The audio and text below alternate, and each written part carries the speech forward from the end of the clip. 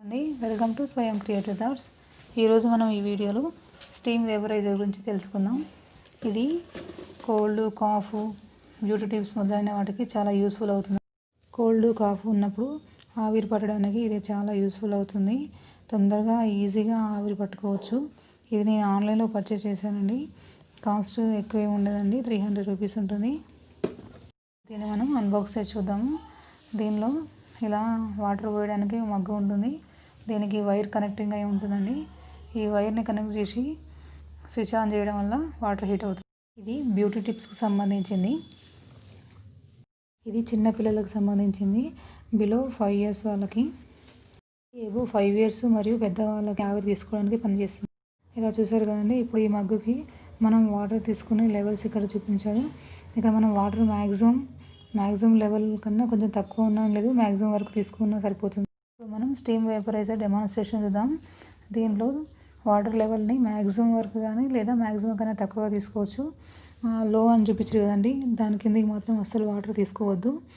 దీంట్లో మనం drinking water మాత్రమే యూజ్ చేయాలి. ఫిల్టర్ వాటర్ని అస్సలు యూజ్ చేయొద్దండి.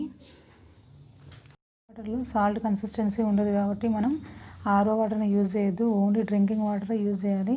ఇక చూపిస్తున్నారు కదండి, ఇక్కడ హోల్స్ లాగా మనం వాటర్ పోయాలి. ఈ మగ్గుకి పైన 4 screws ఫిట్ చేసి ఉన్నది. దీన్ని ఓపెన్ చేసి కూడా మనం వాటర్ పోసుకోవచ్చు. కాకపోతే నేను పైనంగానే పోస్తున్నానండి, ఈజీగా ఉంటుంది. చూడండి, ఇప్పుడు నేను ఈ మగ్గులో వాటర్ని మ్యాక్సిమం లెవెల్ కన్నా కొంచెం తక్కువ తీసుకున్నాను. ఆవిరి తీసుకోవడానికి జెండు బామ్ కానీ లేక కర్పూరం కానీ వేసి ఒక 2 minutes స్విచ్ ఆన్ చేసినట్లయితే వెంటనే మీకు వాటర్ హీట్ అయిపోతుందండి. చూశారు కదా. ఇప్పుడు మనం ఆవిరి తీసుకోవడానికి దీన్ని యూజ్ చేయాలి. ఇది కోల్డ్, కాఫ్ ఉన్న వాళ్ళకి చాలా యూస్ఫుల్ అవుతుంది. ఎందుకంటే ఇది నోస్ నుంచి మనం ఆవిరి తీసుకోవడానికి ఇంకో సన్న హోల్ ఉంటుందండి, దాని నుండి మనకు ఆవిరి వస్తుంది కాబట్టి. ఇది చిన్నపిల్లలకి యూజ్ చేస్తారండి. చిన్నపిల్లలు డైరెక్ట్ ఆవిరి తీసుకోలేరు కాబట్టి ఇది రూమ్లో పెట్టి ఒక 2 minutes ఉంచినట్లయితే అది రూమ్ మొత్తం వేపర్ అయిపోతుంది.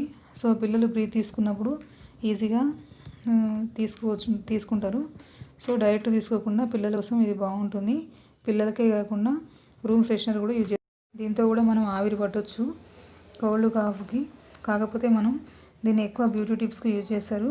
ఫేస్ మొత్తం ఆవిరి పట్టడానికి ఇది చాలా బాగా యూస్ఫుల్ అవుతుంది. అంతేనండి, స్టీమ్ వేపరైజర్ యూజ్ చేయడము.